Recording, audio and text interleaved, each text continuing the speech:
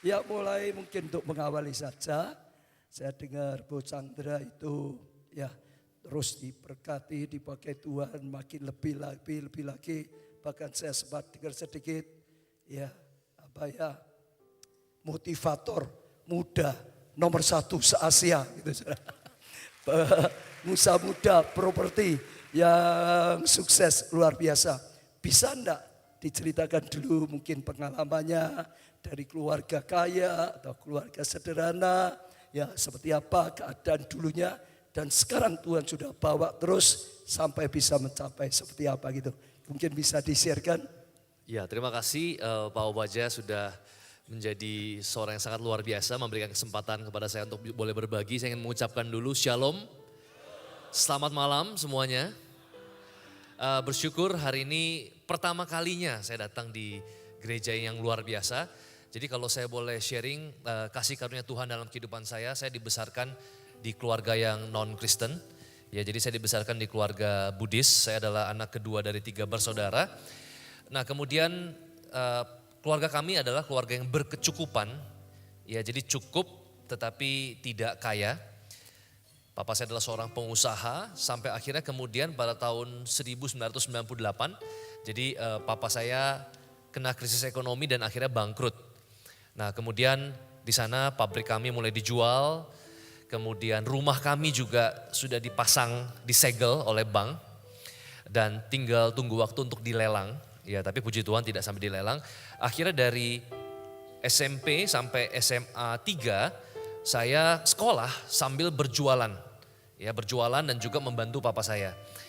Nah kemudian pada saat SMA 2 di situ saya mengalami perjumpaan pertama kali dengan Tuhan ketika teman saya mengajak saya untuk datang ke gereja. Nah kemudian pada saat itu saya menerima Tuhan secara pribadi sebagai juru selamat yang hidup. Nah kemudian di situ saya juga mulai bersama-sama dengan kakak perempuan saya dan adik perempuan saya mengajak orang tua saya ke gereja. Nah tetapi bukan berarti ikut Tuhan langsung mendadak tiba-tiba dipakai Tuhan sukses. Ya tetapi Tuhan ingin menguji kita juga. Ya jadi ini kabar baik juga buat kita semua sekaligus teguran juga ya bahwa Tuhan kadang-kadang menguji kita. Ya jadi dari kurang lebih dari tahun 2005 sampai 2008 saya jatuh bangun. Jadi setelah menerima Tuhan jatuh bangun selama 3 tahun. Saya pernah masuk di MLM, pernah jadi guru les private. Ya kemudian pernah coba segala macam. Nah kemudian sampai akhirnya saya memutuskan untuk berbagi. Ya jadi saya memutuskan untuk menjadi seorang trainer di bidang sales dan marketing. Ya kenapa saya memilih bidang itu? Karena dari saya SMP sampai SMA yang saya jalani adalah penjualan, sales dan marketing. Nah hanya saja untuk supaya orang mau mendengar training saya saat itu, saya perlu memberikan seminar secara gratis. Jadi tidak sebentar, jadi kurang lebih dari 2008 sampai 2009 saya memberikan secara gratis ke perusahaan demi perusahaan. Sampai akhirnya mereka mulai panggil lagi, dan mereka paksa untuk saya menerima fee. Jadi mereka paksa saya untuk menerima fee. Nah kemudian di situ saya mulai membangun karir saya sebagai seorang pembicara, sebagai seorang motivator. Sampai tahun 2009 saya memberikan seminar di Surabaya. Saya bertemu dengan Pak Matius Yusuf, beliau adalah seorang pebisnis properti. Lalu beliau ajak saya untuk bisnis properti.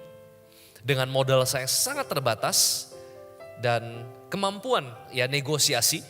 Kami membeli sebuah lahan 30 miliar dengan pembayaran yang sangat soft. Jadi di depan itu pembayaran hanya kurang lebih 5 miliar. Lalu setiap 7 bulan kami bayar 7,5 miliar. Nah 5 miliar ini kami bagi berempat. Kami bikin perusahaan.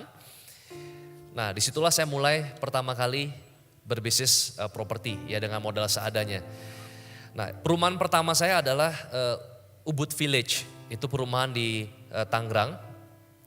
Dan pada saat itu ketika kami pertama kali mengajak orang untuk datang ke perumahan tersebut, itu masih pohon pisang, rumput ilalang, ya tidak ada rumah contoh, tidak ada marketing office. Ya sehingga orang yang datang ke sana lalu percaya, itu aneh banget menurut saya. Ya, entah orang ini mungkin terlalu positif ya, atau mungkin enggak kelebihan duit mungkin.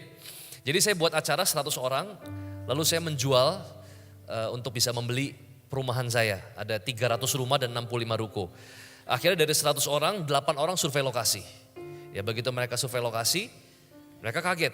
Tidak ada rumah contoh, tidak ada marketing office. Saya pun juga tetap pede. Saya bilang, Pak, tutup mata Bapak. Pakai jurusnya Romi Rafael, Bapak Baja. Bayangkan di depan sana ada rumah, bayangkan belok ke kiri nanti ada kolam renang. Jadi pakai bayangkan. Sehingga akhirnya dari 8 orang yang survei lokasi, ada 4 orang yang akhirnya hilaf beli properti saya. Nah mereka adalah pembeli pertama saya. Nah singkat cerita akhirnya kami punya uang untuk bangun rumah contoh dari 4 penjualan pertama. Sampai akhirnya setahun kami mampu menjual seluruhnya. 300 rumah dan 65 ruko. Sampai di situ dulu ya. Nanti lanjut lagi. Bisa dijelaskan mungkin yang pertama saya ingin tahu dulu. Jadi sekarang Tuhan sudah bawa sampai seperti apa?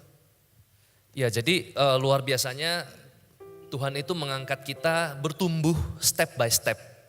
Ya tentu saja ketika kita dari bukan siapa-siapa, kita pasti akan janji sama Tuhan. Tuhan kalau saya sukses, saya janji tidak akan berubah. Gitu ya, saya janji tidak akan sombong gitu ya. Nah banyak orang itu pasti belum sukses bicara seperti itu sangat mudah sekali. Ya sangat mudah sekali untuk berjanji seperti itu. Ya tetapi ketika kita mendapatkan satu posisi tertentu, posisi yang sangat nyaman.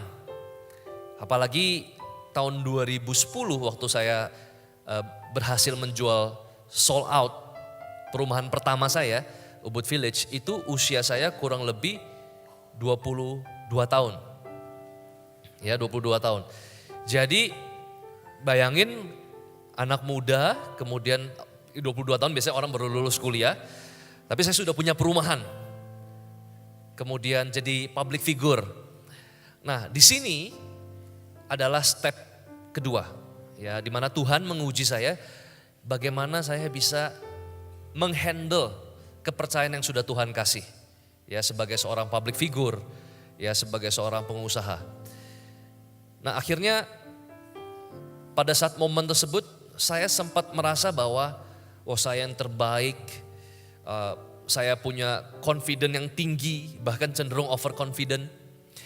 Kemudian saya tidak mau menerima pendapat orang lain, pendapat saya yang terbaik. Ternyata setelah saya pikir-pikir, janji saya yang dulu gak gampang juga. Ya gak gampang juga. Dan bagaimana Tuhan menguji saya?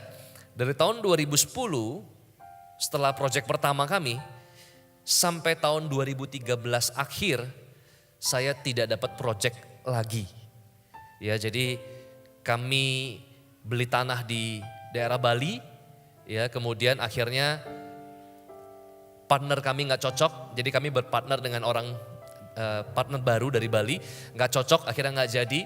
Kami mau berpartner dengan kawan kami di Balikpapan, nggak cocok juga, nggak jadi. Lalu kemudian ada lagi di daerah Cengkareng, Kalideres di Jakarta Barat, tidak jadi. Lalu di daerah Bogor, Cibinong, tidak jadi. Ya kalau saya hitung banyak banget yang nggak jadi ya. Nah sampai akhirnya saya sadar, ternyata kalau Tuhan mau sentil kita itu gampang sekali. Ya gampang sekali. Nah tetapi bersyukur kami punya pemegang saham. Ya jadi saya dan teman-teman saya di Trinity Property Group, ini nama perusahaan kami. Kami semua anak-anak Tuhan dan kami tetap unity. Ya walaupun kami bertengkar, kenapa bisa bertengkar? Ya karena beda pendapat. Kenapa bisa beda pendapat? Karena usia saya itu paling muda. Ya, sementara 3 partner saya usianya 40 dan 50 tahun. Ya, jadi udah paling muda, paling sok tahu waktu itu. Ya, dan paling arogan lah kurang lebih. Walaupun ya saya ketemu orang biasa aja. Saya masih makan di restoran pinggir jalan, satpam semua saya sapa. Tetapi arogan yang berbahaya adalah arogan yang tanpa kita sadari. Ya, tidak terima pendapat orang lain itu arogan. Nah, kemudian karena kami sabar, kami unity, akhirnya di step yang kedua ini ketika kita lulus ujian, Tuhan angkat kami ke tempat yang lebih tinggi. Kami beli tanah di daerah Alam Sutra di Tangerang Selatan atau Serpong. Kami beli lahan kepada anak Tuhan. Ya, kami beli lahan 1 hektar, 10.000 meter persegi, kurang lebih harganya 110 miliar. Anak Tuhan ini baik sekali. Orang yang sangat diberkati, karyawannya ada 5.000 orang. Ya, sangat sukses, beliau udah usia 50 tahun. Kami beli tanah ini, cara pembayarannya sederhana sebenarnya. Ya, kami bayar 10 miliar di depan, 50 miliar 6 bulan kemudian, 50 miliar 6 bulan kemudian. Kenapa saya katakan anak Tuhan ini sangat baik? Pertama kali bayar 10 miliar pertama kami sanggup. Ya, karena kami pernah sukses di proyek pertama kami dan kami tidak pernah bagi keuntungan, kami invest tanah lagi. Begitu masuk bulan ke-6, kami tidak cukup dananya. Tapi beliau, kami berempat, kami ajak ketemu, bilang bisa gak diperpanjang. Sebenarnya ini mission impossible. Coba Anda jual tanah, mana mau Anda perpanjang. Ya, yang mau beli banyak kok, 6 bulan harganya sudah naik jadi 15 juta. Tapi beliau tetap mau jual dengan harga yang sama dan diperpanjang lagi 6 bulan. Kami pun tidak menyia-nyiakan kesempatan tersebut. 6 bulan kesempatan tersebut akhirnya kami manfaatkan untuk kami segera mendesain dan launching proyek tersebut. Kami kasih nama Apartment Brooklyn. Ya, jadi kami launching dan nggak gampang juga. Karena apa? Karena di sana ada 4 developer besar. Ada Sumarekon, ada Paramount, ada Alam Sutra sendiri, dan ada BSD dari Sinar Mas Land. Kami ini siapa? Di hadapan 4 gajah ini kami ini nggak terlalu kelihatan pun nggak ada, nggak kelihatan. Begitu kami mau merekrut marketing yang mau join sama kami selalu yang sisa, yang nggak berpengalaman, nggak pernah jual properti, pernahnya jual saham, jual MLM, atau jual yang lain ya, motor, mobil, nggak pernah jual properti. Nah, tetapi kami bersyukur kami dapat yang tidak berpengalaman sehingga mereka ini tidak membeda-bedakan konsumen. Ya, ada seorang konsumen datang ke marketing office kami, perawakannya lebih ganteng OB kami. Pakai celana pendek, sendal jepit. Kemudian bukan hanya itu, kaki kanannya pincang dan diperban. Begitu datang normalnya, masa model seperti itu bisa beli apartemen miliaran gitu ya. Begitu datang karena marketing saya adalah marketing yang masih baru, masih hijau. Ini kelebihan yang Tuhan kasih. Ya, dia tidak bisa bedakan mana yang casing jelek, mana yang casing bagus. Akhirnya diprospek sama dia. Begitu ditanya, kenapa Pak kakinya? Kecelakaan. Kecelakaan apa? Kecelakaan motor. Motor lagi. Ya, beberapa dari orang-orang mungkin ketawa. Tapi ternyata teman saya, marketing saya tetap follow up dan akhirnya orang ini ternyata rumahnya di Pantai Indah Kapuk. Itu perumahan orang kaya di Jakarta Utara. Lalu kemudian ternyata setelah dikorek lagi kecelakaan motor itu memang benar. Tetapi bukan motor bebek saudara. Tapi motor gede ya, Harley Davidson. Ya, jadi yang ketawain itu mobilnya mungkin lebih murah daripada motornya orang ini gitu. Ya, karena satu motor bisa 400 juta. Dan akhirnya orang ini seneng karena kok kamu gak beda-bedain ya. Akhirnya orang ini beli 4 unit.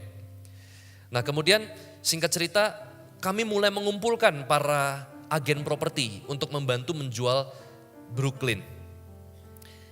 Ternyata saya mengajak mereka untuk nanti pada saat hari launching Brooklyn, saya ingin mengajak mereka untuk memasang logo Brooklyn di hari launching. Ada 1.000 agen saya ajak. Ternyata pada saat hari launching, ternyata mereka mengganti profile picture mereka bukan dengan logo Brooklyn. Tetapi logo perusahaan lain yang lebih menarik untuk dijual. Jadi agen pun gak mau jual produk kami. Ya, nah tetapi saya berpikir gimana caranya saya bisa jual ada 900 unit. Saya sewa radio, saya talk show. Lalu saya praktekkan nilai-nilai Kristiani dalam penjualan. Apa yang saya praktekkan? Saya jujur. Saya bilang, Bapak Ibu di radio, pendengar radio, kami developer baru. Developer baru biasanya nggak mau ngomong kalau dia developer baru. Kami kasih tahu kami developer baru. Tetapi kami ada di wilayah Jalan Alam Sutra Boulevard. Hanya 1 menit dari mall. Nah kalau kami developer besar, kami jual harga mahal pun orang masih mau beli. Tapi karena kami developer kecil, baru akan besar, tentu kami jual lebih murah. Walaupun sebenarnya lokasi atau fasilitasnya sama dengan developer besar. Karena kami lokasinya ada di fasilitas-fasilitas developer besar. Hanya 1 menit dari mall, 1 menit dari Hotel Mercure, hanya 3 menit dari tol. Fasilitasnya sama tapi kami tahu diri, kami jual lebih murah. Jadi kalau sebagai pembeli enakan mana? Beli yang murah tapi lokasinya sama atau yang mahal? Tentu beli yang murah. Nah karena kami tahu diri juga, kami harus menambah fasilitas. Umumnya biasanya dari 1.000 unit developer hanya siapkan fasilitas parkir 50%-nya. Jadi 500 parkir untuk 1.000 unit. Kami dari 1.000 unit, kami bulatkan, sebenarnya unit kami 900, kami kasih 900 parkir. Jadi satu unit apartemen, 1 parking lot. Walaupun cost-nya lebih mahal, tapi inilah cara kami agar supaya orang mau percaya sama kami. Nah ketika saya jujur sampaikan seperti itu, mujizat terjadi. Ya dalam 45 hari, Januari 2014 sampai 16 Maret 2014, kami menjual 900 unit dengan total penjualan 1,2 triliun. Puji Tuhan. Luar biasa saudara. Kalau kita perhatikan tadi, kalau saya juga perhatikan, ya saudara diawali dari keluarganya saja juga keluarga yang belum kenal Tuhan. Dulunya begitu saudara. Betul. Ya, tapi bersyukur akhirnya ada teman-teman yang mengenalkan pada Tuhan sehingga bisa kenal Tuhan. Kalau saya catat semua loh, tadi ada banyak hal yang sebetulnya enggak meyakinkan untuk jadi orang sukses. Keluarganya saja, ayahnya tadi dikatakan pernah gagal ya, bangkrut gitu saudara. Jadi dari keluarga yang bangkrut kalau boleh dikatakan seperti itu ya saudara. Lalu juga sementara sekolah terpaksa sambil kerja. Ya toh, sekolah dan kerja. Tapi kerja untuk nutup semua. Dan kerja pun jatuh bangun. Kalau saya catat tadi seperti itu saudara. Iya, lalu dapat tanah mulai kerja saja, tanah yang tidak meyakinkan pertama seperti itu. Jadi sulit sekali saudara. Ya, alami pergumulan sekian lama. Dan ternyata saudara, ya akhirnya Tuhan terus buka jalan, umur 22 tahun sudah bisa maju, sudah bisa bangun, bahkan punya perumahan. Baru umur 22 tahun. Saya nggak ngerti kalau saudara umurnya berapa. Iya, itu luar biasa saudara. Saya percaya ditolong Tuhan. Hanya saja tadi sempat lupa dengan janjinya tetap rendah hati. Iya, dia merasa hebat dan ngalami lagi pergumulan saudara.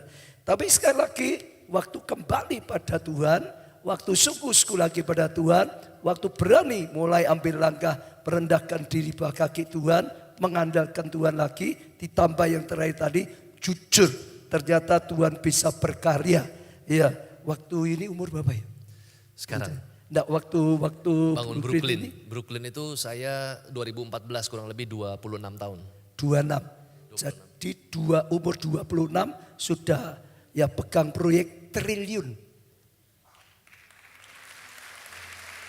Ya, jadi saja setiap kita semua saudara yang dari keluarga yang gagal, saudara yang masih muda, saudara yang mengalami sesuatu apapun, saudara bisa lihat bagi Allah tidak ada yang mustahil. Saya percaya juga bagi orang yang percaya tidak ada yang mustahil. Kalau saudara sempat mengalami kegagalan, kalau saudara sempat mengalami hal yang tidak baik, saudara mengalami apapun, sekali lagi saudara, hidup kita di tangan Tuhan. Bagi Tuhan mau memberkati itu urusan kecil sekali ya. Di luar Tuhan kita seringkali enggak mampu, tapi kalau di dalam Tuhan, sekali lagi bagi Tuhan tidak ada yang mustahil. Tadi saya ingat juga sekalipun enggak didukung oleh banyak dari apa tadi? Agen properti. Agen properti. Enggak dianggap mungkin karena masih baru saudara. Bahkan saingannya 4 gajah. Nah kalau 4 gajah, Bung Chandra itu waktu apa ya sepertinya? Ini ada 4 gajah, Bung Chandra jadi apa? Anak gajah Pak. Anak gajah. Anak gajah. Jadi anak gajah, tapi ada 4 gajah. Tapi sekali lagi anak gajah yang ditunggangi oleh pencipta gajah. Allah yang Maha Kuasa, Allah yang membackup saudara. Seringkali dalam hidup kita juga ngalami, wah masalah raksasa. Ya saudara, masalahnya seperti gajah, kebutuhannya seperti gajah saudara. Kesulitannya besar sekali, gak disupport lah. Tapi sekali lagi kita bisa petik satu pelajaran saudara. Ya sebetulnya ya hidup itu banyak yang seringkali kita anggap gak bisa. Sebetulnya bisa. Hanya saja kita belum bisa melihat. Apalagi kalau kita sudah belajar hidup di dalam Tuhan. Belajar berjalan bersama Tuhan. Belajar berkarya bersama Tuhan. Kita akan bisa lihat Allah kita itu Allah yang tanpa batas. Amin saudara. Allah yang tanpa batas. Nah itu satu yang luar biasa sekali saudara. Iya, jadi saja jangan ada yang kecil hati, jangan ada yang putus asa, jangan ada yang merasa enggak mungkin saudara. Kita sudah dengar kesaksian ya banyak hal yang bisa terjadi. Ya sehingga suku-suku setiap kita semua bisa punya kesempatan. Mungkin bisa enggak ajarkan setiap kita langkah-langkah apa, strategi apa. Ya mungkin yang perlu bisa ditangkap sehingga dari yang sebetulnya enggak mungkin bisa jadi mungkin. Yang dianggap nyatanya masih bisa.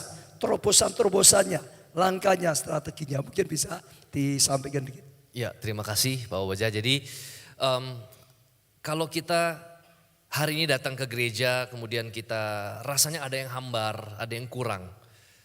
Ini berbeda dengan tahun mungkin 90 atau 80. Ya zaman sekarang orang rata-rata begitu datang ke gereja rela untuk kembali lagi ke rumah apabila mereka lupa bawa handphone mereka. Ya jadi rasanya ada yang kurang kalau mereka nggak terhubung dengan wifi. Atau rasanya ada yang kurang kalau mereka nggak terhubung dengan sosial media. Nah jadi begitu bergantungnya manusia dengan sosial media, dengan internet dan lain sebagainya. Cek status, cek email dan lain sebagainya. Nah tetapi mereka nggak sadar atau jarang sekali saat-saat ini anak-anak Tuhan yang punya rasa yang sama ketika mereka terputus dari Tuhan. Jadi pernah nggak kita rasanya nggak berdoa sehari aja, ya lalu kemudian Anda rasanya apa yang kurang ya? Sama seperti ketika Anda pergi ke kampus atau Anda pergi ke tempat kerja dan lupa bawa handphone, makan pun rasanya jadi hambar. Ya kenapa kok makan jadi hambar? Karena biasanya kita sebelum makan kan foto dulu. Ya sampai akhirnya dingin baru kita makan. Ini ada yang kurang rasanya. Nah tetapi kita nggak merasakan perasaan yang sama ketika kita terputus dari Tuhan. Nah jadi tips dari saya untuk kita bisa mengalami satu perubahan.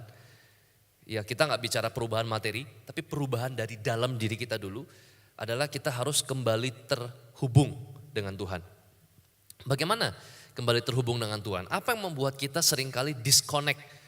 Kalau kita pakai provider tertentu, kok tiba-tiba nggak ada sinyal? Oh ternyata kita disconnect itu karena kita ada di wilayah yang salah. Contohnya di bawah basement yang nggak ada sinyal. Atau contohnya di lift yang nggak ada sinyal. Nah jadi wilayah yang salah bisa membuat kita terputus dari Tuhan. Nah seringkali wilayah yang salah ini saya boleh sebut sebagai comfort zone atau zona nyaman. Ya dan tanpa kita sadari sebenarnya wilayah yang full terkoneksi dengan Tuhan 24 jam dengan wifi yang sangat kencang itu sebenarnya hanya mungkin satu step dari comfort zone kita. Ya seringkali apa yang kita inginkan sebenarnya tidak jauh. Hanya sedikit di luar dari zona nyaman kita. Contohnya, di satu daerah di Kalimantan ada yang daerah namanya Entikong. Bersebelahan persis dengan Malaysia. Nah Entikong dan Malaysia ini berbeda 180 derajat. Karena Entikong ini dari tahun 90 aspalnya belum pernah diaspal lagi. Sementara di Malaysia aspalnya mulus sekali. Lalu kemudian di Malaysia itu tanah-tanah kosong dikafling secara rapih, rumputnya rutin dipotong. Tetapi di Entikong ini berantakan, ya banyak rumput ilalang, banyak PKL dan lain sebagainya. Jadi hanya beda satu step saja perbatasan dua negara bisa beda bumi dan langit. Ya, yang satu disconnect, yang satu lagi terconnect dengan full wifi misalkan. Nah sekarang bagaimana caranya agar kita bisa terkoneksi kembali dengan Tuhan, yaitu dengan cara kita masuk ke zona yang tepat. Zona yang sinyalnya terhubung kuat dengan Tuhan. Bagaimana caranya? Kita bisa pergi ke wilayah yang baru, zona yang baru. Dengan cara kita harus tiba secepat mungkin di perbatasan. Di garis perbatasan. Meksiko dengan Amerika juga ada garis perbatasan. Meksiko banyak kejahatan, narkoba, kartel, narkoba. Di Amerika negara yang adidaya, berkembang pesat, teknologi dari sana, film dari sana. Padahal hanya ada di perbatasan. Bedanya hanya satu garis. Bagaimana caranya agar kita bisa tahu bahwa kita ada di perbatasan? Kita perlu peka. Contohnya misalkan ketika kita pasang alarm, saya ingin pergi misalkan ke Solo, saya pasang alarm misalkan jam 7 pagi. Tapi misalkan kemarinnya saya baru bergadang nonton sepak bola, gak kuat untuk bangun. Sehingga alarm teknologi sekarang itu menggunakan menawarkan satu teknologi yang mengerti manusia. Apa itu? Snooze. Ya, jadi alarmnya waktu bunyi jam 7 menawarkan, mau nggak ditunda bunyinya 5 menit lagi. Ya, memang ini dia ngerti banget kebutuhan manusia gitu ya. Kita yang ngantuk jam 7 ya udah deh snooze 5 menit lagi. Sehingga alarmnya mati, nanti 5 menit lagi dia bunyi lagi. Begitu bunyi lagi, dia tawarin lagi, mau nggak 5 menit lagi di snooze. Nah saudara sekalian, ketika alarm tadi berbunyi dan menawarkan snooze, menawarkan ditunda atau tidur 5 menit lagi. Ketika kita punya pilihan bangun atau 5 menit lagi, itulah momen di mana kita harus peka. Itulah momen di mana kita sebenarnya sedang berdiri di perbatasan. Jadi kalau misalkan tiba-tiba ada malaikat muncul, iblis muncul, harus A atau B ya. Anda seorang marketing, seorang sales, ketemu klien tapi hujan. Besok kan juga nggak ada salahnya besok. Kenapa harus sekarang? Kan sekarang hujan. Kalaupun saya paksa nanti ternyata dia cancel. Tapi pernahkah kita berpikir bahwa ternyata waktu hujan kita nggak ketemu dengan dia, tiba-tiba ada orang lain yang punya penawaran yang sama, tetap ketemu klien atau hujan, lalu dia tetap terobos hujan dan akhirnya closing. Maka besoknya begitu Anda ketemu dengan dia akan bilang, kamu telat 1 hari, baru aja aku belinya sama sahabat kita lagi.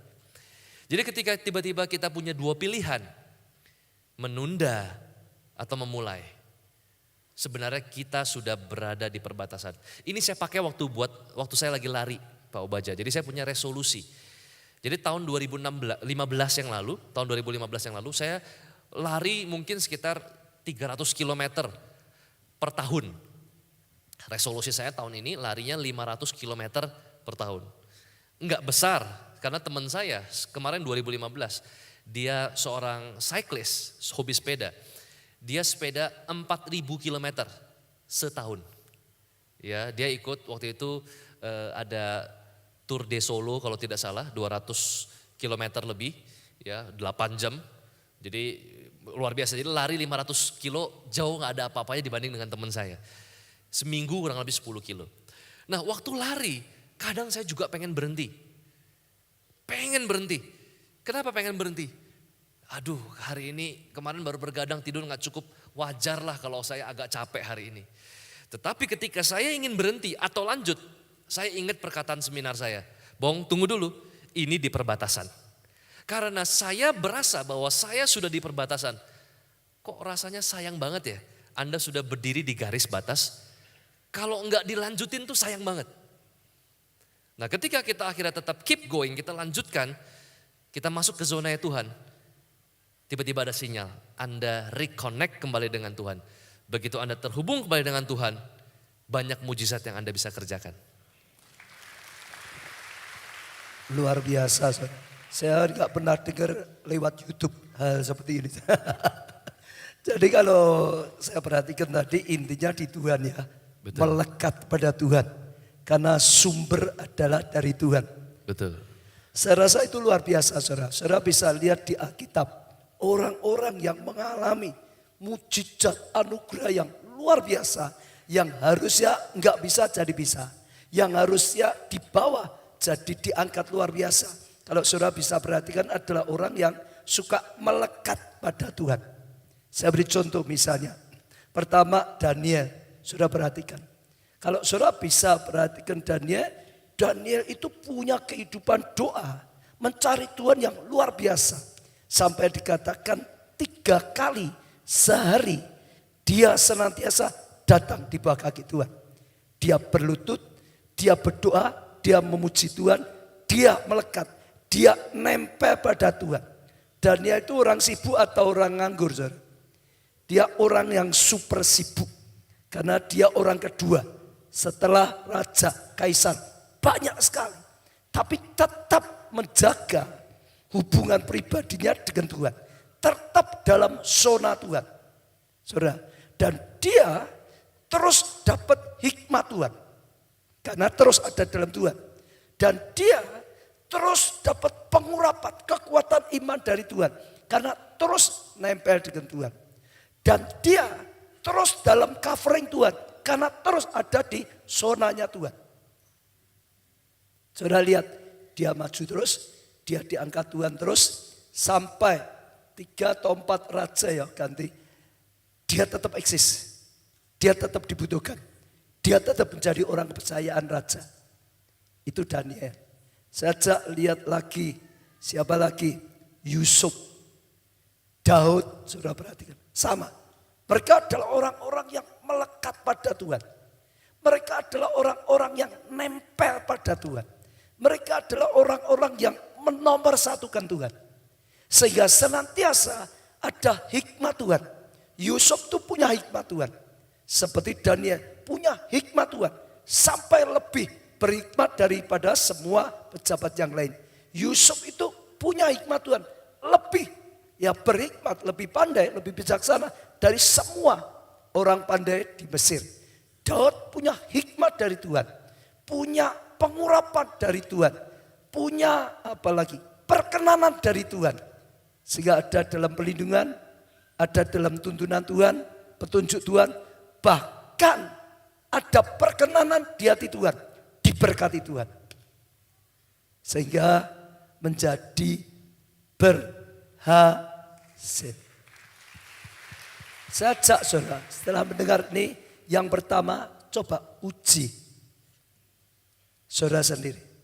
Adakah saudara sampai sekarang melekat pada Tuhan? Atau saudara mau lari sendiri?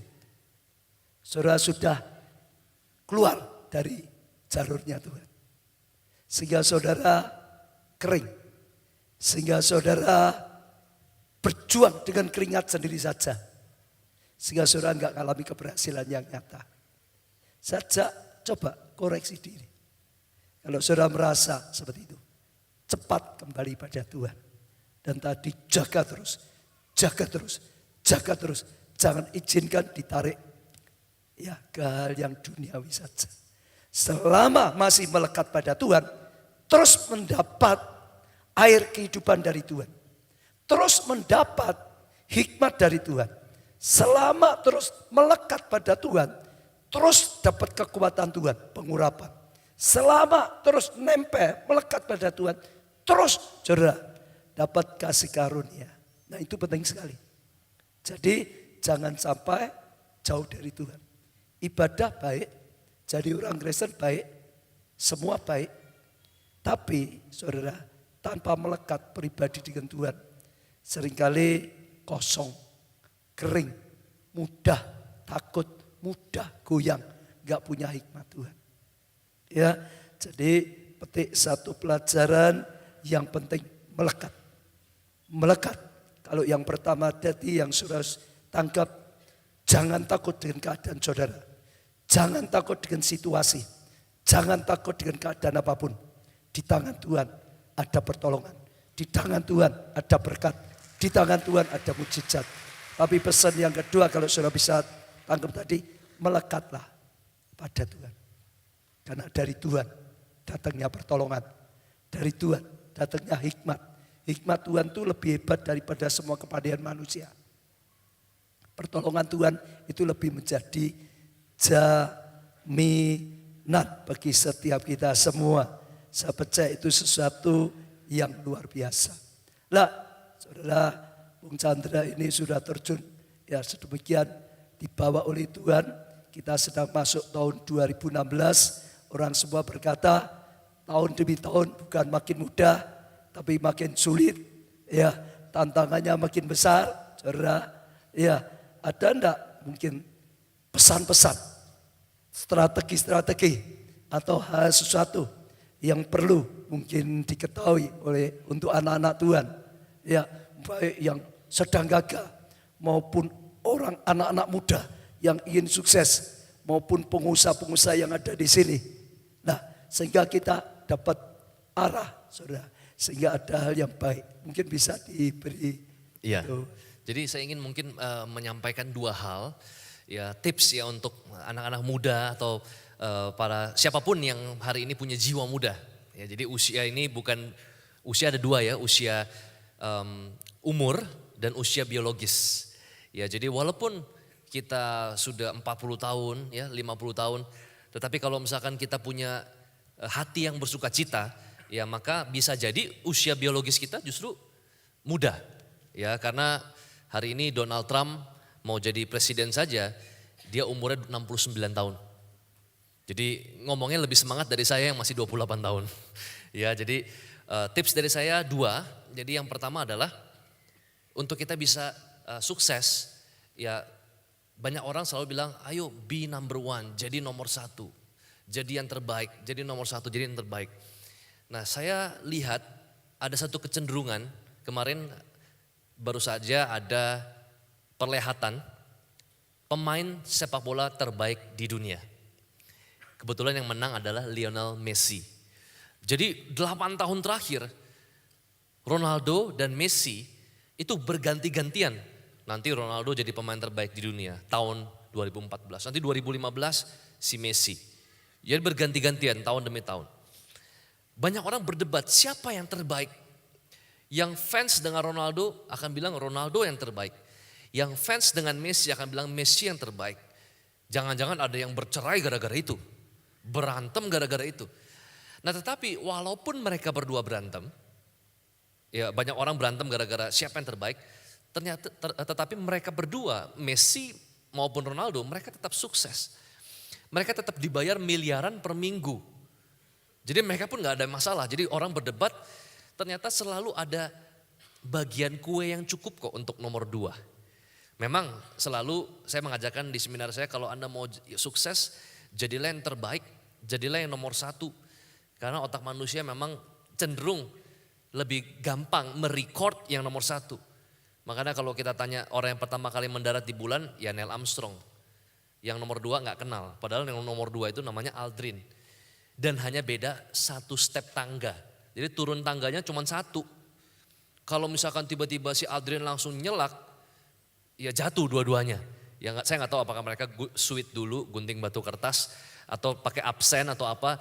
Intinya adalah Aldrin ini menyesal sekali. Kenapa kok waktu itu gua nggak nyelak aja gitu. Dia pikir dua-duanya mendarat di bulan ya dua-duanya terkenal. Enggak, yang selalu diumumkan adalah yang pertama, yang terbaik, yang nomor 1. Tetapi kalau misalkan memang kita nggak bisa jadi yang terbaik, kita sudah berusaha mati-matian nggak bisa jadi yang nomor 1. Selalu ada kue yang masih cukup untuk jadi nomor 2. Ya, jadi banyak dari kita berpikir jadi nomor 1 adalah harga mati. Enggak, jadi nomor 2 juga nggak masalah. Nah, lalu bagaimana Pak Bong kalau kita nggak bisa jadi nomor 1 dan nggak bisa jadi nomor 2? Anda harus bekerja sama dengan yang nomor 1. Saya pun pertama kali bangun properti saya bekerja sama dengan orang yang lebih berpengalaman, Pak Matius Yusuf. Beliau sudah 50 tahun.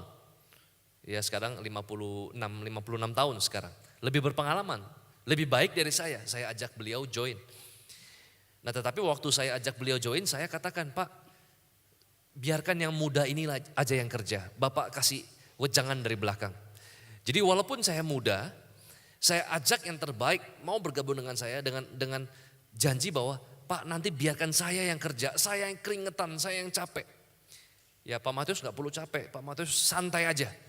Bayangkan kalau misalkan Anda mau ajak yang terbaik kerjasama, tapi Anda bukan siapa-siapa lalu Anda bilang begini, Pak saya mau kerjasama dengan Anda, saya masih muda dan gak mau kerja Pak. Jadi mau gak Bapak kerja sama-sama saya? Ya pasti gak bakal mau gitu ya. Nah bagaimana kalau yang terbaik gak mau kerja sama-sama kita? Bekerjalah dengan yang nomor 2. Ya bekerjalah dengan nomor 2. Nggak mau juga bekerjalah tidak dibayar untuk yang nomor 1 atau bekerjalah untuk tidak dibayar dengan yang nomor 2. Seperti Warren Buffett ketika dia mau bekerja dengan Benjamin Graham. Warren Buffett kita tahu ya adalah orang nomor 2 terkaya di dunia. Waktu dia masih muda dia belajar dengan Benjamin Graham dan rela nggak dibayar. Agar bisa bekerja belajar dengan yang nomor 1 atau yang nomor 2. Kalau nggak bisa juga dengan yang nomor 1 atau nomor 2 gimana caranya? Beli bukunya, datang seminarnya yang nomor 1 atau yang nomor 2. Kalau nggak bisa juga gimana? Itu ke laut aja. Ya, jadi saya katakan banyak sekali kesempatan untuk jadi yang terbaik atau jadi nomor 2. Bekerja dengan yang nomor 1 atau yang nomor 2. Belajar dengan nomor 1 atau yang nomor 2. Ini prinsip yang pertama. Prinsip yang kedua adalah apapun yang kita kerjakan, jangan sampai hasil akhir mengubah siapa kita. Jangan sampai hasil akhir mengubah siapa kita. 2015 adalah tahun yang sangat berat bagi industri properti. Sebenarnya bagi banyak industri. Saham pun juga sama. Otomotif juga sama. Retail juga sama. Tetapi properti cukup kena dampaknya. Nah tetapi di momen tersebut saya lagi melaunching apartemen terbaru saya namanya Yukata Suites. Apartemen dengan konsep Jepang. Di Alam Sutra juga. Kebetulan di sebelah Brooklyn. Nah, kami pertama kali jual itu di bulan September. Pertama kali masih oke ya, masih ada penjualan sampai kurang lebih sold out 30%. 30-40%. Lalu kemudian kami bikin acara launching, soft launching. Kami sewa atrium mall paling ramai di Jakarta. Itu harga cukup mahal, yaitu Mall Central Park. Kami juga mengundang artis, waktu itu kami undang artis siapa namanya tuh? Gita Gutawa, ya Gita Gutawa. Saya undang artis Gita Gutawa, kemudian kami habiskan lebih dari 2 miliar budget untuk bikin event. Dengan harapan kami bisa jual. Anda tahu ternyata budget 2 miliar yang kami habiskan untuk bikin event mewah, soft launching. Selama 1 minggu dari Selasa sampai Minggu kami hanya jual 8 unit. Hanya jual 8 unit. Cancel 1 lagi, cuma jual 7 unit. Marketing saya, mereka gak mau pasang wajah sedih di depan saya. Padahal saya tahu itu galau banget mereka. Ya, mereka galau sekali. Ya, dan begitu saya kumpulkan mereka, ketika mall sudah tutup, acara sudah selesai, Minggu malam jam 10 malam saya kumpulkan mereka. Lalu saya ngomong seperti ini, jangan sampai hasil akhir mengubah siapa kita. Saya kasih cerita tentang perang 3 negara, Samkok ya atau the Three Kingdom. Suatu saat ada satu negara yang dipimpin oleh Liu Bei. Negara ini prajuritnya terluka parah, banyak yang meninggal dan dalam keadaan tersebut negara lain yang dipimpin oleh Cao Cao itu menyerang dengan puluhan ribu prajurit. Nah, Liu Bei ini tanya sama penasehatnya yang bernama Zhuge Liang. Dia tanya, gimana ini? Kita suruh warga sipil, ibu-ibu dan anak-anak pegang senjata, atau kita kabur? Kalau kabur pasti kalah. Kabur dalam keadaan terluka, dikejar kuda puluhan ribu orang, pasti kalah. Prajurit, warga sipil dikasih senjata, yang gak biasa perang, petani dikasih tombak, pasti kalah. Lalu dia tanya sama Zhuge Liang, penasehatnya. Zhuge Liang bilang seperti ini, jangan sampai hasil akhir mengubah siapa kita. Dia buka pintu istananya lebar-lebar tanpa penjagaan sama sekali. Lalu Cukel yang duduk di atas tembok istana, dia duduk di atas, lalu dia main kecapi. Dia main kecapi dengan sangat tenang, tanpa grogi, tanpa ada rasa takut, fearless. Dia main kecapi. Begitu tentara Cao sampai jarak kurang lebih 200 meter, dia lihat, kenapa ke pintunya dibuka? Loh, itu kan si Cukel Liang. Orang yang sangat penuh dengan tipu muslihat. Kenapa kok dia main kecapi? Kok wajahnya gak takut sama sekali? Pasti dia bikin jebakan. Ini beresiko sekali kalau kita semua puluhan ribu masuk, jangan-jangan ada jebakan ranjau di sana. Udah guys, kita balik. Ya tentu saja zaman dulu gak ada kata guys di sana. Guys, kita balik. Kita atur strategi lagi, minggu depan kita balik lagi. Ya, minggu depan kita balik lagi. Akhirnya begitu balik lagi, baru setelah udah pura-pura tenang, baru Cukel Liang, aduh untung. Ya untung. Kenapa? Karena mereka hanya pura-pura. Pura-pura kuat, pura-pura tegar. Saya bilang sama mereka, jangan sampai hasil akhir sukses mengubah siapa kita jadi sombong. Jangan sampai hasil akhir gagal mengubah kita juga jadi rendah diri. Saya bilang walaupun kita jualan dikit, ingat semua orang juga berdarah-darah di tahun ini. Ya, jadi banyak orang yang saya mau beli Pak, tapi masalah pajak. Saya mau beli Pak, tapi sekarang bisnis lagi sepi. Itu tahun 2015 semua orang ngomong seperti itu. Kita belajar dari Valentino Rossi. Kemarin ada final MotoGP. Ya, sangat luar biasa, Valentino Rossi ini sudah 9 kali juara dunia. Lalu sudah 5 tahun terakhir lebih dia tidak pernah juara lagi karena dia cedera. Sempat dia ganti merek motor. Nah, sekarang Bapak Ibu sekalian, dia sudah kembali ke Yamaha dan di tahun ini dia punya potensi yang luar biasa untuk dia juara. Tinggal 2 balapan terakhir dan dia di peringkat yang pertama. Lawan terdekatnya bernama Lorenzo, beda poin sedikit di nomor 2, di peringkat nomor 2. Ya, lalu di peringkat 3 ada Marquez. Lalu di 2 balapan terakhir,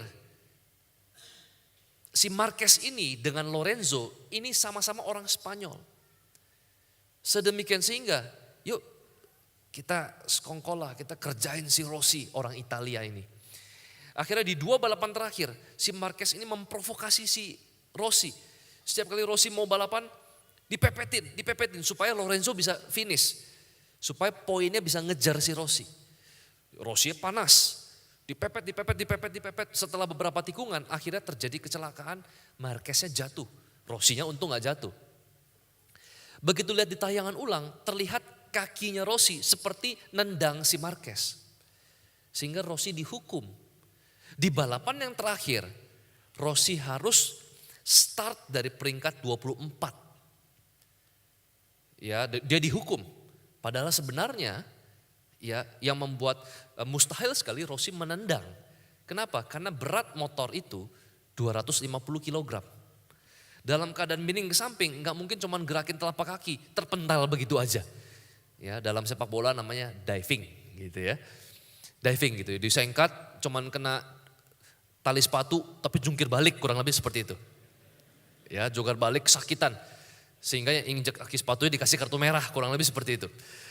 Ya, terus kemudian Rossi start dari peringkat 24. Bayangkan kalau kita jadi Rossi. Bayangkan kalau Rossi ini start di peringkat 24. Itu sebenarnya sudah hampir gak ada kemungkinan juara. Karena Lorenzo itu start di peringkat pertama. Terlalu jauh. Bayangkan kalau Rossi ngambek. Atau bayangkan kalau Rossi ini orang Indonesia. Gue ngambek Liatin aja. Bayangkan kalau Rossi ngambek dan dia bawa motornya dengan kecepatan motor bebek pakai gigi 2. Begitu door start, ngambek dia. Bisa nggak? Dia sengaja boykot, biarin supaya penonton dari MotoGP turun, menandakan bahwa dia nggak setuju sama hukuman. Ternyata Valentino Rossi tidak seperti itu. Hasil akhir tidak mengubah siapa Valentino Rossi. atau julukannya ini The Doctor. Ya. Nah, Valentino Rossi ini dia tetap mengikuti balapan dengan sungguh-sungguh, sepenuh hati, all out, dan dia finish di peringkat nomor 6. Anda bayangin dari 24, peringkat 6, tetap kalah. Akhirnya Lorenzo jadi juara karena dia sebenarnya poinnya di balapan terakhir itu Rossi masih menang, tapi karena dia peringkat 24, finish di peringkat 6. Sementara Lorenzo finish di peringkat 1 poinnya lebih banyak. Sehingga Lorenzo susul dan akhirnya dia jadi juara dunia. Tetapi penonton itu bukan tepuk tangan untuk Lorenzo, sang juara. Penonton malah tepuk tangan untuk si Valentino Rossi. Kenapa? Karena dia balapan seperti seorang laki-laki. Dan Bapak Ibu sekalian, ketika kita mengambil poin, ya sudahlah. Kita sudah habisin 2 miliar, jualan cuma 8 unit, memang kita bisa putar kembali waktu. Nggak apa-apa, kita ambil positifnya aja. Memang orang beli properti apartemen harga 2 miliar, 3,5 miliar. Masa ambil keputusan langsung hari itu kayak beli baju Zara gitu ya. Enggak, mereka butuh waktu. Saya bilang follow up. Bapak Ibu sekalian, ketika di follow up. Ya akhirnya 1 hari kami bisa closing 1-2 unit. Sampai sekarang akhirnya Project Yukata dalam tempo waktu 4 bulan. Walaupun ekonomi 2015 lagi parah. Kami bisa penjualan lebih dari 550 miliar. Puji Tuhan. Belum sold out, tidak sehebat Brooklyn. Tetapi kami jauh lebih beruntung daripada kawan-kawan kami yang bleeding, yang berdarah-darah. Kurang lebih seperti itu. Wah, luar biasa, tepuk tangan yang meriah. Saudara. Jadi kalau saya catat tadi, yang pertama tadi sukacita, tapi 2 triknya yang pertama adalah kerjasama atau belajar dengan orang yang nomor 1 atau orang nomor 2. Betul. Gitu ya. Saudara, jadi diajak belajar dengan orang yang memang ahli, orang yang sungguh-sungguh sudah sukses, orang yang nomor 1 atau orang nomor 2. Sebetulnya itu juga yang sering saya lakukan. Kalau saudara sudah sering mendengar, sejak saya dipanggil jadi pendeta, gembala sidang, saya enggak punya pengalaman sama sekali jadi pendeta karena tidak sekolah pendeta, bahkan enggak ada pengalaman sama sekali. Kalau saudara ikuti kesaksian-kesaksian saya belajar, bahkan seringkali belajar dengan yang terbaik. Kalau ada gereja yang paling maju di seluruh dunia, saya akan berusaha datang untuk belajar, untuk timba ilmunya. Di mana saya dengar ada kegerakan Tuhan yang besar, ada gereja yang dipakai Tuhan luar biasa, hamba Tuhan yang dipakai luar biasa, saya berusaha datang, belajar. Lah, belajar dengan yang nomor 1, kita itu dikatro cepat sekali, betul ya? Baik kepandaiannya, pengetahuannya dikatro, saudara. Posisinya semua dikatro. Jadi itu akan sangat membantu sekali kalau kita bisa belajar seperti itu, saudara. Iya. Lalu yang kedua, tadi saudara, jangan mengubah siapa kita. Iya, kalau dibuat gampang, kalau saya sempat catat mungkin kalau nggak salah, kita itu harus punya hati atau hati yang berjiwa besar. Sekalipun sedang menghadapi situasi apapun termasuk sekarang 2016 misalkan, harus berjiwa besar. Jangan sampai ya keadaan sedang tidak baik, saudara, hati saudara, iman saudara juga ikut tidak baik. Jangan mudah goyah, ya harus pantang menyerah. Jangan mudah komplain, tetap saja mantap, yakin bersyukur pada Tuhan. Tidak goyah, saudara. Saya percaya itu luar biasa sekali. Pantang menyerah. Jangan pesimis. Tetap optimis. Karena punya Tuhan yang jadi jaminan. Bukan tahunnya. Bukan keadaannya. Bukan apapun. Tapi punya Tuhan. Enggak perlu goyah. Betul? Semua mengalami hal yang tidak baik. Daud mengalami hal yang sangat tidak baik. Tapi enggak perlu komplain. Enggak perlu goyah imannya. Saudara, juga enggak boleh putus asa. Yusuf mengalami banyak sekali, malah turun banyak. Sampai bawah jadi budak. Tapi tetap berjiwa besar, berhati besar. tidak mengeluh, tidak menyalahkan siapapun, tidak putus asa, tetap berjiwa besar, melekat pada Tuhan. Terus saudara, dia imani visi yang daripada Tuhan, hanya mengalami hal yang luar biasa. Saya ingat satu kisah yang pernah dialami oleh Rudi Hartono. Kalau pernah dengar dulu ya, saya pernah saksikan di kebaktian minggu. Ya, satu kali waktu dia sedang bertanding dengan Malaysia, dengan Ron siapa itu saya lupa. Tapi kisahnya itu luar biasa. Ditulis di dalam ya, kisah-kisahnya Rudi Hartono. Dia pernah bertanding, hanya mengalami saudara ketinggalan. Sampai berapa? 1-14. Dia hanya dapat 1, musuhnya 14. Jadi mungkin 1-1, 1-2, 1-3, 1-4, 1-5. Kadang-kadang orang sudah grogi. 1-6, 1-7, 1-8, 1-9, 1-10. Kalau saudara main badminton, saudara hanya dapat 1, lawan sudah 10. Sudah bingung lagi, ini gimana ini? Badminton kan 15, tambah lagi 1-11, 1-12, masih ada pengharapan enggak? Masih ada pengharapan enggak? 1-13, 1-14, ditulis 1-14. Kalau saudara sedang pertandingan internasional, 1-14, gimana?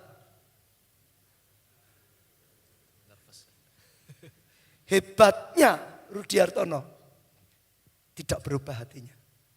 Dia tetap mantap, dia tetap beryakin, dia tetap berjuang. Kalau hatinya sudah goyah, sudah pasti hancur, habis. Akhirnya 2-14, 3-14, 4-14, 5-14, 6-14, 7-14, 8-14, 9-14, musuhnya yang grogi mungkin. 9-14, 10-14, 11-14, 12-14, 13-14, 14-14. Ya betul, itu kejadian cukup. Jus main lagi, singkat cerita akhirnya menang. Betul saudara, ini pengalaman yang luar biasa. Jangan sampai hatimu berubah, imanmu berubah. Jangan sampai komplain siapapun. Hidup kita tidak di tangan keadaan. Hidup kita bukan di tangan orang lain. Hidup kita di tangan Tuhan. Yang penuh kuasa, yang bisa menolong. Hidup kita di tangan Tuhan. Yang Maha Kasih, yang mengasihi kita. Yang mau menolong kita. Hidup kita di tangan Tuhan. Yang ahlinya melakukan mujizat. Harusnya enggak bisa, bisa. Bagi Tuhan tidak ada yang mustahil. Yang lebih luar biasa, firman Tuhan berkata, bukan hanya bagi Tuhan, bagi orang percaya tidak ada yang mustahil. Tuhan kita Tuhan yang dahsyat. Saya percaya saudara malam ini dibukakan gambaran-gambaran yang luar biasa. Ya, saya bersyukur Tuhan berikan tema janji tahun ini untuk kita semua, gereja kita adalah tahun kemenangan, adalah tahun keberhasilan. Betul?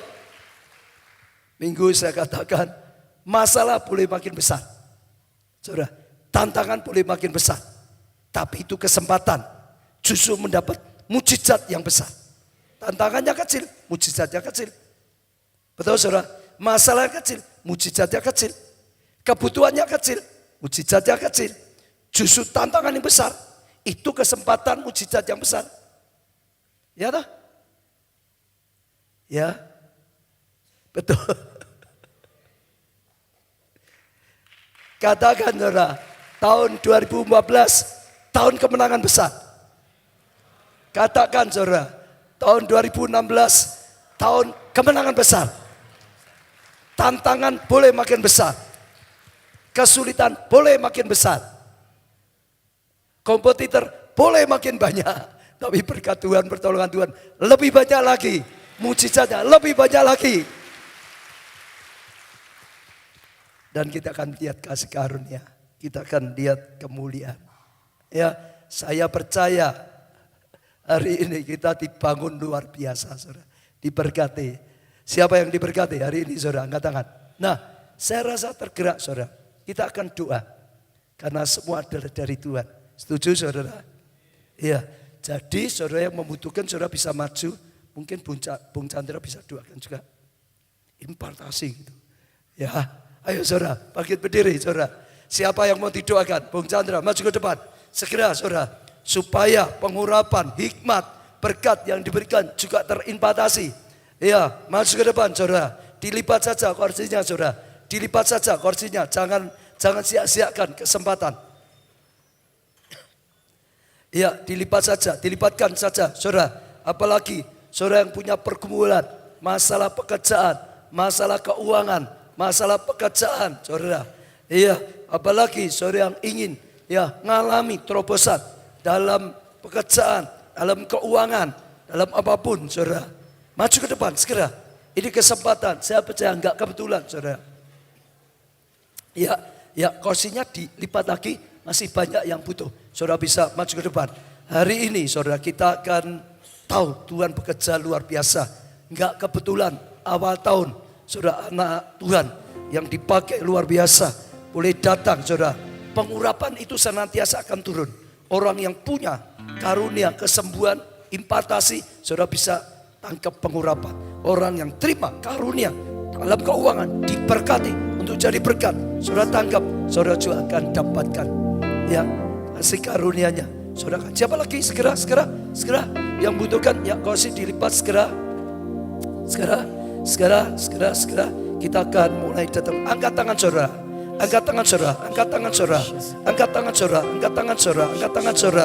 Dan mulai buka hati. Saudara. Saya percaya saudara akan diberkati. Saya percaya akan ada impartasi, pengurapan, impartasi, saudara. Tentang keuangan, tentang pekerjaan, tentang apapun, saudara. Nah, Bung Chandra akan berdoa. Bapa di dalam surga, hari ya Tuhan, kami berkumpul di tempat ini ya Tuhan. Kami tahu Tuhan tidak ada kebetulan di dalam setiap kehidupan kami Tuhan. Kami semua anak-anak-Mu ya Tuhan yang haus dan lapar akan kebenaran firman-Mu Tuhan. Kami datang dengan letih lesu Tuhan. Firman-Mu berkata, datanglah wahai orang-orang yang berletih lesu Tuhan. Hari ini kami datang kepadamu ya Tuhan dengan hati yang kosong. Dengan pintu yang terbuka ya Tuhan. Kami menanggalkan setiap ego kami ya Tuhan. Ampuni setiap dosa-dosa kami ya Tuhan. Biarkan kami kembali terkoneksi kembali dengan Tuhan. Reconnect dengan Tuhan. Mampukan kami ya Tuhan untuk keluar dari comfort zone kami Tuhan. Dari zona nyaman kami. Melangkah melewati perbatasan kami. Kau yang mampukan kami Tuhan. Kami tahu bahwa kami adalah manusia yang penuh dengan keterbatasan. Tapi Tuhan, Kau tidak terbatas. Ampuni kami Tuhan ketika kami meragukan Engkau. Meragukan setiap janji-janji Tuhan. Siapa di antara Anda yang hari ini datang dengan sakit penyakit, dengan kesulitan, pergumulan keluarga, karir, pendidikan dan pekerjaan. Hari ini kami berdoa di dalam nama Tuhan Yesus. Tuhan, Kau berikan kami kekuatan, Kau berikan kami jalan keluar. Kalaupun hari ini ya Tuhan, kami belum melihat jawaban Tuhan, kami percaya itu adalah satu step yang Kau berikan seperti yang hamba alami Tuhan. Ketika dari tahun 2010, setelah hamba sukses dengan satu proyek, Engkau membiarkan hamba menerima prosesmu selama 3 tahun. Tapi ketika hamba lulus Tuhan, Engkau memberikan satu berkat yang lebih besar lagi. Terimalah setiap kesembuhan daripada Tuhan. Karena Tuhan sendiri yang sudah mati di kayu salib. Bilur-bilur darahnya menyembuhkan Engkau. Tidak ada yang mustahil ya Tuhan. Terima kasih ya Bapa. Di dalam nama Tuhan Yesus Kristus.